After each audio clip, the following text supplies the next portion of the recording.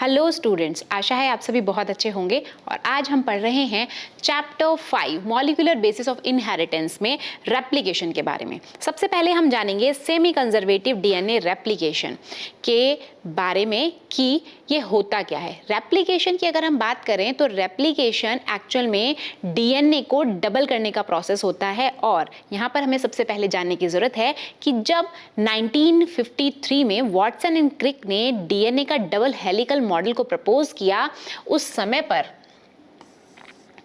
1953 में ये model propose किया गया। उसके बाद इन्होंने जब ये प्रपोज किया उसके बाद ही इन्होंने ये भी बताया कि जो डीएनए है उसमें रेप्लिकेशन भी होता है और ये कुछ सेमी कंजर्वेटिव होता है, यानी कि पूरा का पूरा डीएनए नया नहीं बनता है। डीएनए में से जो दो स्ट्रैंड्स हैं उसमें से एक स्ट्रैंड पुराना रहता है और दूसरा स्ट्रैंड नया बनता है। जो एक स्ट्रैंड है वो टेम्पलेट डीएनए की तरह काम करेगा, उसके ऊपर ही नया स्ट्रैंड फॉर्म होगा। समझते हैं कैसे, लेकिन उससे पहले समझते हैं कि जो ये रेप्लिकेशन की बात हम कर रहे हैं, यानी कि डीएनए को डबल करने की बात कर रहे हैं, ये कब, कहाँ, कैसे होती है, समझ लेते हैं।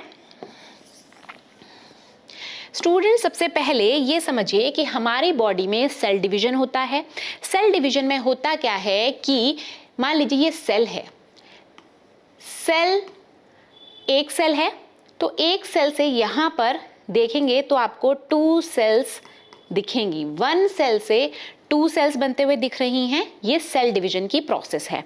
एक सेल थी, उससे डिवाइड होकर के 2 सेल बनी।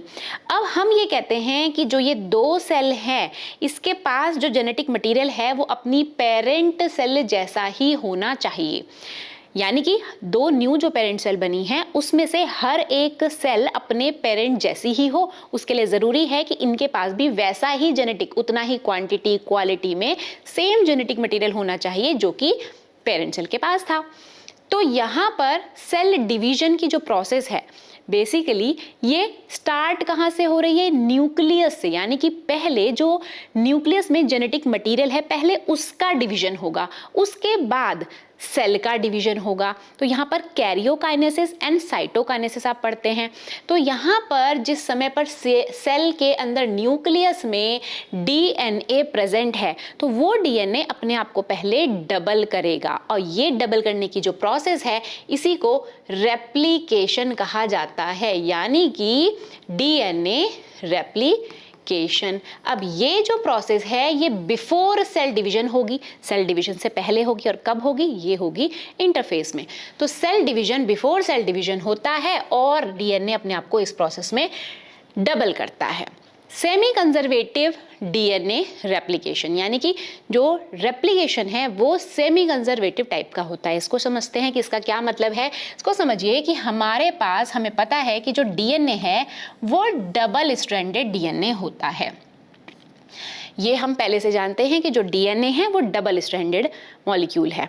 तो यहाँ पर 2 स्ट्रैंड्स प्रेजेंट होते हैं। तो 2 स्ट्रैंड में से एक स्ट्रैंड जो है वो टेम्पलेट स्ट्रैंड की तरह बिहेव करता है और उसके ऊपर बाकी न्यूक्लियोटाइड्स आकर के लगते हैं न्यू स्ट्रैंड बनाने के लिए। इसको अलग कलर से बना लेते हैं। यहाँ पर न्यू न्यूक्लियोटाइड्स आकर के लगते जाते हैं। तो अब आप समझिए कि यहाँ पर आपको कितने 2 स्ट्रैंड्स, यानी कि आपको 2 स्ट्रैंड्स एक डीएनए में दिख रहे हैं। 1 डीएनए में 2 स्ट्रैंड्स है। अब यहाँ पर आप देखेंगे कि एक ये न्यू डीएनए बन के तैयार है, यहाँ पर ये न्यू डीएनए बन करके तैयार है। तो आप देखेंगे कि यहाँ पर ये है पेरेंट, यानी कि ओल्ड डीएनए, और यहाँ पर है ये न्यू डीएनए। तो यहाँ पर न्यू डीएनए जो बनकर के तैयार है, इसमें कितने बने हैं? 2। तो यानी कि 1 डीएनए से 2 डीएनए स्ट्रैंड्स बनके जब तैयार हो रहे हैं तो उसमें से बनने वाले न्यू डीएनए में से एक स्ट्रैंड जो है वो तो ओल्ड रहेगा और जो न्यू है ये एक स्ट्रैंड इसमें से न्यू रहने वाला है। ठीक, न्यू डीएनए में से एक स्ट्रैंड ओल्ड डीएनए का स्ट्रैंड रहता है और उसका दूसरा स्ट्रैंड न्यू स्ट्रैंड बनकर के तैयार हुआ होता है। इसी को कहा जाता है semi conservative DNA replication. Semi conservative, अब नाम से ही हमें पता चल रहा है कि ये है सेमी कंजर्वेटिव, यानी कि कंजर्व करके रखा गया है इंफॉर्मेशन को, सेमी आधा, तो इसीलिए सेमी कंजर्वेटिव कहा गया। इसके लिए एक्सपेरिमेंटल प्रूफ दिया है। एक्सपेरिमेंटल प्रूफ, तो डीएनए में जो रेप्लिकेशन की प्रोसेस हो रही है हर बार सेल डिवीजन से पहले, ये सेमी कंजर्वेटिव टाइप की होती है, यानी कि एक स्ट्रैंड ओल्ड और एक स्ट्रैंड न्यू बनता है। तो इसी को प्रूफ किया मेसेल्सन एंड स्टॉल्स ने। एक्सपेरिमेंट किया 1958 में। ई कोलाई के ऊपर इन्होंने एक्सपेरिमेंट किया और पता लगाया कि जो डीएनए है वो सेमी कंजर्वेटिव तरीके से रेप्लिकेशन करता है। समझते हैं कि क्या है इनका एक्सपेरिमेंट। इन्होंने ई कोलाई जो बैक्टीरिया है यानी कि प्रोकैरियोट, उसके ऊपर ही एक्सपेरिमेंट किया। क्या किया, सबसे पहले ई कोलाई बैक्टीरिया को लिया और इसको ग्रो करा दिया NH4Cl, कौन से वाला, 15, यानी कि नाइट्रोजन जो था इसमें वो हैवी नाइट्रोजन लिया। 15 मतलब नाइट्रोजन के जो आइसोटोप है उसमें हैवी और लाइट दोनों होते हैं, तो 15 यानी कि हैवी नाइट्रोजन को इस्तेमाल किया। उसको इस्तेमाल करके जो मीडियम बना NH4Cl, उस मीडियम के ऊपर ई कोलाई बैक्टीरिया को ग्रो कराया सेवरल जनरेशंस तक, यानी कि मल्टीपल उनकी जो जनरेशंस थी उनके ऊपर उनको जो फीड कराया गया वो इसी मीडियम में फीड कराया गया। तो उससे हुआ क्या, उससे हुआ ये कि जो डीएनए था इन बैक्टीरिया के अंदर, उसमें सारा का सारा जो नाइट्रोजन अब था, आपको पता है कि नाइट्रोजनस बेसिस प्रेजेंट होते हैं डीएनए में, तो डीएनए में सारा ही जो नाइट्रोजन था वो हैवी आ गया। तो दोनों स्ट्रैंड में N15 नाइट्रोजन प्रेजेंट था। तो डीएनए कैसा हो गया, हैवी नाइट्रोजन वाला डीएनए हो गए दोनों ही स्ट्रैंड्स। फिर उसके बाद 20 मिनट्स के बाद उसमें फिर से ई कोलाई को उठा करके ऐसे मीडियम में रखा गया जिस मीडियम में लाइट नाइट्रोजन प्रेजेंट थी। कौन सी नाइट्रोजन, नाइट्रोजन NH4Cl के फॉर्म में थी। यहाँ पर 14 ऐसा मीडियम इनको दिया जिसमें कि लाइट नाइट्रोजन प्रेजेंट थी।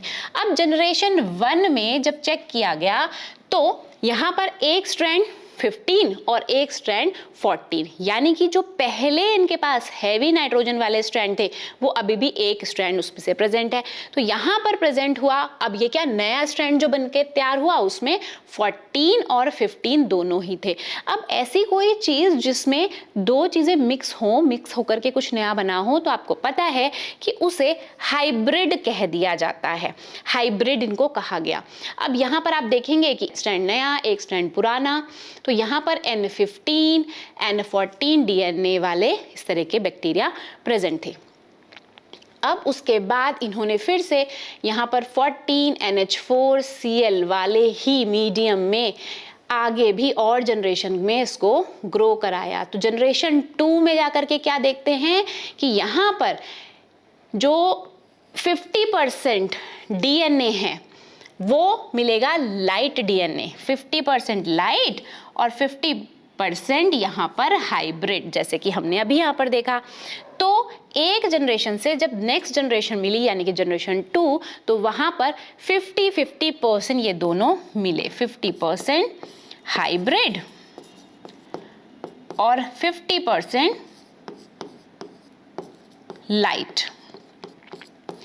तो इसके बाद ही यहाँ पर सेंट्रीफ्यूज भी करा लिया गया। साथ साथ क्या कराया भाई, जिस समय पर फर्स्ट ये 0 जनरेशन की बात करते हैं कि 15 NH4Cl में जब दोनों ही स्ट्रैंड यहाँ पर मिल रहे थे, इसके साथ ही यहाँ पर इसको सेंट्रीफ्यूज भी कराया। सेंट्रीफ्यूज का मतलब ये होता है कि उस मॉलिक्यूल्स को इतनी तेजी से घुमाया जा रहा होता है कि वो डेंसिटी के हिसाब से सेपरेट हो जाए। तो यहाँ पर सेंट्रीफ्यूज कराया जब गया तो डेंसिटी के हिसाब से जो हैवी डीएनए था हैवी डीएनए वाले जो बैक्टीरिया थे वो सारे के सारे इधर आ गए, यानी कि जो उनमें से डीएनए को एक्सट्रैक्ट करा करके और फिर यहाँ पर जब सेंट्रीफ्यूज कराया गया तो हैवी डीएनए क्योंकि वहां पर प्रेजेंट था तो वो सेंट्रीफ्यूज कराने की वजह से बॉटम में मिला, बॉटम में आ गया हैवी होने की वजह से, क्योंकि डेंसिटी के हिसाब से सेंट्रीफ्यूगेशन कराया गया। फिर उसके बाद जब हाइब्रिड वाले डीएनए को सेंट्रीफ्यूज कराया तो वो बीच में मिला, यानी कि इंटरमीडिएट बीच में मिला है। तो इससे पता चला है कि भाई देखो इन दोनों में फर्क है, बीच में आ रहा है।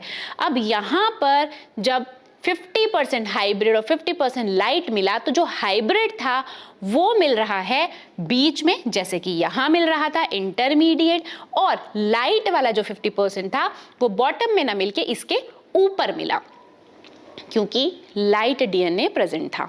तो यहां पर आप देखेंगे अगर ध्यान से, सेंट्रीफ्यूज जब कराया गया तो बॉटम में हैवी, इंटरमीडिएट हाइब्रिड, और लाइट इस तरफ ऊपर की तरफ, और इंटरमीडिएट जो मिला है वो सेम ये वाला।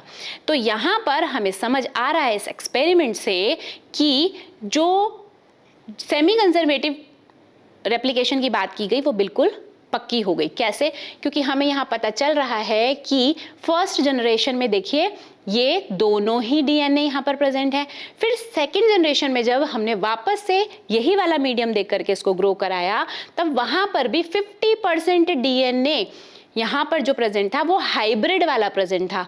अब इससे आगे अगर हम बढ़ें कि और आगे न्यू जनरेशन्स को ग्रो कराएं अगर, तो उस समय पर देखेंगे कि यहाँ पर जो हाइब्रिड है वो इससे भी कम हो जाएगा, यानी कि लाइट, फिर और लाइट, फिर कम ही रह जाएगा यहाँ पर भी जाकर के जो हैवी वाला है। तो ऐसे मेसेल्सन एंड स्टॉल ने ये एक्सपेरिमेंट कराया 1958 में, जिससे कि प्रूव हुआ कि डीएनए में जो रेप्लिकेशन होता है वो सेमी कंजर्वेटिव टाइप होता है। वेसिया फाबा, फाबा बीन्स होती हैं, यानी कि ये प्लांट है, ठीक। तो इसके ऊपर भी सेम एक्सपेरिमेंट कराया गया बाय टेलर एंड उनके कलीग्स। 1958 में ही इन्होंने भी किया यही एक्सपेरिमेंट, लेकिन इन्होंने वहां ई कोलाई नहीं यूज किया था, यानी कि प्रोकैरियोट यूज नहीं किया था, यूकैरियोट का इस्तेमाल किया, प्लांट का इस्तेमाल किया, और उसके साथ में रेडियो एक्टिव थायमीन का इस्तेमाल किया। तो स्टूडेंट्स ध्यान रखना है कि रेडियो एक्टिव थायमीन यहाँ पर इस्तेमाल किया गया है प्लांट के ऊपर। कौन सा? वीसिया फाबा। हम जो बात कर रहे हैं मेसेल्सन एंड स्टोल्स ने जो एक्सपेरिमेंट किया, यहाँ पर कोई रेडियो एक्टिव सब्सटेंस यूज नहीं हुआ था, यहाँ पर हैवी आइसोटोप यूज हुआ था, यानी कि नाइट्रोजन के 14 और 15 हैवी आइसोटोप को यहाँ पर यूज किया गया। लेकिन यहाँ पर टेलर ने जो एक्सपेरिमेंट किया है प्लांट के ऊपर, वहां पर रेडियो एक्टिव थायमीन का इस्तेमाल करके सेम उन्होंने भी बताया कि डीएनए में semi conservative type of replication होता है। तो स्टूडेंट्स आज हमने जाना सेमी कंजर्वेटिव डीएनए रेप्लिकेशन के एक्सपेरिमेंटल प्रूफ के बारे में।